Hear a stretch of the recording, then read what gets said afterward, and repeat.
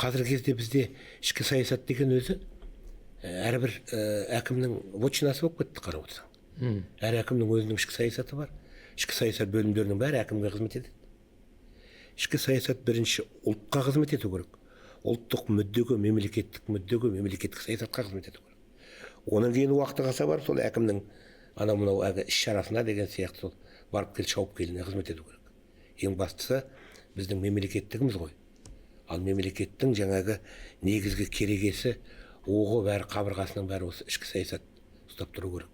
Осы тұрғыдан келгенде көптен сұраныста жүрген бір құжат болады деп ойлаймын.